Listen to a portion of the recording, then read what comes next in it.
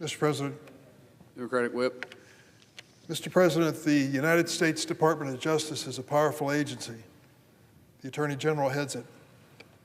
And throughout the United States, there are over 90 U.S. attorneys who are the federal prosecutors. Powerful position. A position that can make or break an individual or a corporation. Two of the most important and the most powerful are the Southern District of New York and the District of Columbia. I come to the floor today to speak in opposition to the nomination of Ed Martin to be U.S. Attorney for the District of Columbia. I urge my colleagues, Democrats and Republicans, closely examine this nominee's record. Ed Martin's commentary and affiliations leave no doubt that he is unqualified to serve as the top federal law enforcement official for our nation's capital city. Nearly every day, new disqualifying information surfaces.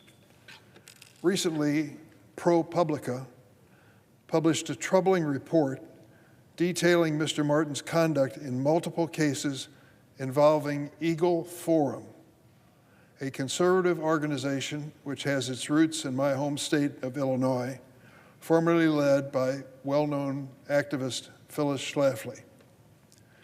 Within a year of Mr. Martin becoming the head of the Eagle Forum, the board of directors of that organization fired him in 2016.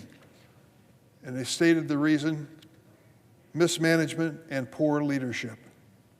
A majority of the board also filed a lawsuit to bar him from any association with the organization.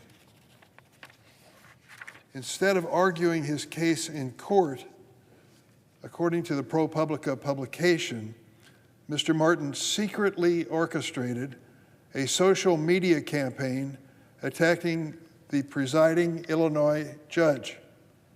Ironically, that judge, John Barbaras, from Madison County, Illinois, directly across the river from St. Louis, was the only Republican judge sitting in that county at the time.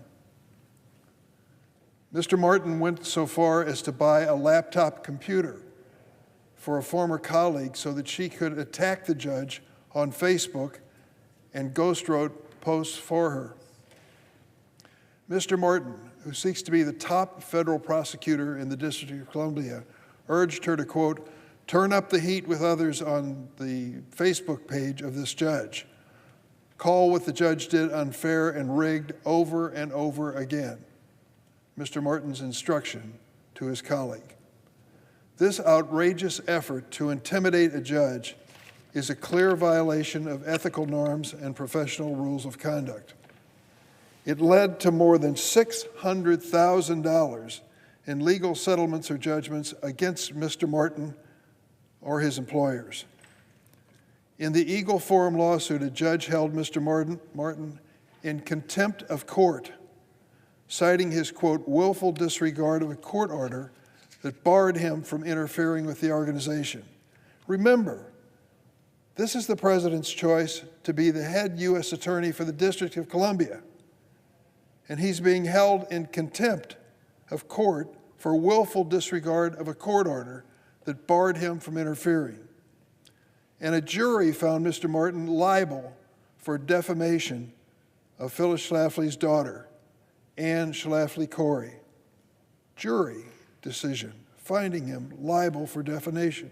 For among other things, he shared a post on Facebook falsely claiming, listen to this, Mr. Martin shared a Facebook quote post falsely claiming that Ann Schlafly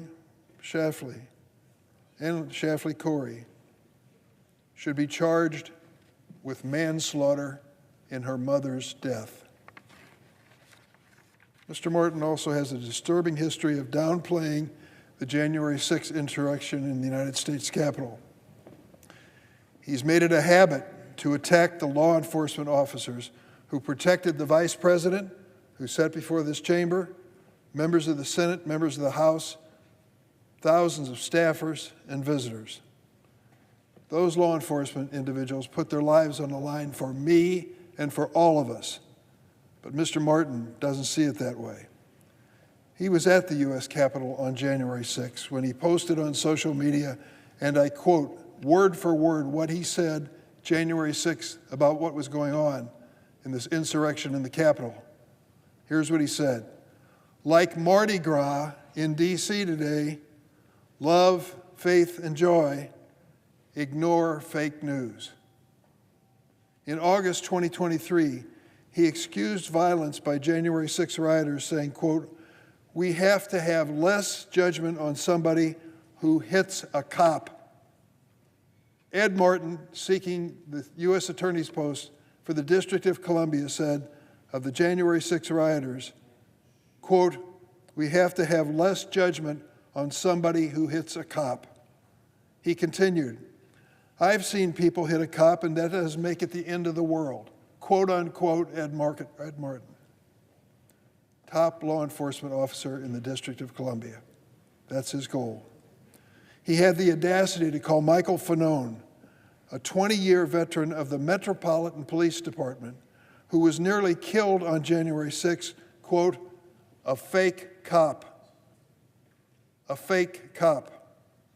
This disgusting and dangerous rhetoric puts at greater risk officers who already put their lives on the line every day to protect you and me and our families. This lack of respect for law enforcement is inconsistent with his goal to be the presiding U.S. Attorney for the District of Columbia. According to Mr. Martin, January 6 rioters who beat the cops are, quote, patriots, his word, victims, his word. He has also attacked prosecutors who were assigned to work on January 6 cases. Incidentally, until he was selected for this position, he had never been a prosecutor.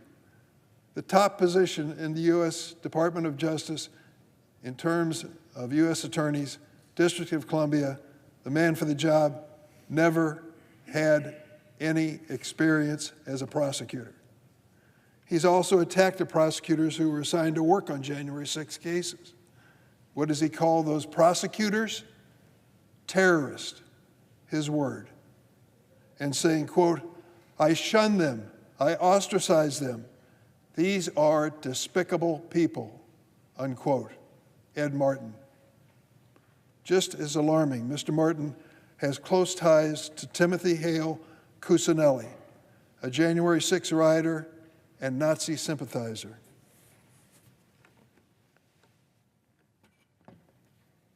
Look at this picture. In 2024 alone, Mr. Martin interviewed Mr. Hale Cuccinelli at least 5 times. In one of these interviews, Mr. Martin said, quote, Tim Hale is an extraordinary guy. I've gotten to know him really well. I'd say we're friends. Friends with a Nazi sympathizer. This is who the president believes should be the U.S. Attorney for the District of Columbia. Ed Martin now claims that despite these 5 interviews that we know of, he was not aware of Mr. Hale Cuccinelli's anti-Semitic commentary or penchant for donning a Hitler mustache until after he had presented him personally with an award last July. But Mr. Martin's own words demonstrate the opposite. Just weeks before this award ceremony, where Martin gives this man, who dresses up as Hitler, an award, Mr. Martin excused his dressing up as, quote, goofing around, and claimed he was being, quote, smeared and slurred by allegations of anti-Semitism. Documents filed in Mr. Hale Cuccinelli's criminal trial, he was a January 6 rioter, show that he has a long history of saying horrifying things. Let me give you one of Mr. Hale Cuccinelli's quotes, this man who was referred to as an extraordinary leader by Ed Martin. Here's what he said. Hitler should have finished the job. Hale Cuccinelli. He also claimed that he, quote, would kill, this is so disgusting, I hate to put it in the record, but it has to be. Mr. Hale Cusinelli also claimed, quote, he would kill all the Jews and eat them for breakfast, lunch, and dinner, and he wouldn't need to season them because the salt from their tears would make it flavorful enough, end of quote. This is the person that Ed Martin, the would-be prosecuting attorney for the District of Columbia, called an extraordinary man, an extraordinary leader. In a letter sent to the Judiciary Committee opposing Mr. Martin's nomination, 11 separate national Jewish organizations representing more than 1 million people wrote that Mr. Martin's associations are, quote, not only dangerous, they reveal a pattern of behavior incompatible with the responsibilities of a U.S. attorney, a role meant to uphold justice, to protect all communities, including Jewish Americans, from hate and extremism. On top of all of this, Mr. Ed Martin has failed to disclose to the Senate an unprecedented number of required requests for information. Of approximately 2,200 writings or remarks that he was required to submit to the Senate Judiciary Committee, he omitted at least 700, over 30% of his known record. This includes his failure to disclose that he made nearly 150 appearances on networks funded and directed by the Russian government, and interviews on InfoWars. Do you remember the term InfoWars? Hosted by a man named Alex Jones, the right-wing conspiracy monger who falsely claimed that the Sandy Hook massacre of those little kids was false. Just yesterday, my Judiciary Committee discovered more than 300 additional items that Mr. Martin failed to provide to the committee. This is the 5th time that Mr. Martin will be required to update his disclosures to the committee. This nominee is treating the Senate's constitutional obligation to provide advice and consent on his nomination with utter contempt. Just to put this in context, omitting over 700 items, we discovered 300 more that he failed to disclose. In the previous history of the committee, all the staff have looked closely. When it comes to omissions, Mr. Martin wins the trophy permanently. Why? Because the most in any previous case before was fewer than 10. His is over 700 failures to disclose before the committee. He also has, Ed Martin has his own history of making his own discriminatory comments. He baselessly called his fellow panelist on CNN, and I quote, black racist. And he later claimed, with no evidence, Mr. Martin said, I got fired because of the crazy black ladies on CNN that demanded I be fired because I didn't take their nonsense. The fact that Ed Martin feels the need to note the race and gender of people who cross him speaks volumes about his character. And in a speech that Martin did not disclose to the Judiciary Committee, we discovered he made the following statement. You're not racist if you don't like Mexicans, Ed Martin said. Just last year, he said in an interview, you show me a Jewish American, Ed Martin said, who feels good about Democrat administration, I'll show you someone who's not really Jewish. How dare Ed Martin pass judgment on someone else's religious faith? The serious concerns about Ed Martin's nomination have only been heightened by his conduct as an interim U.S. attorney. One of his first official acts after his appointment was to fire numerous prosecutors simply for handling the January 6 cases that were assigned to them.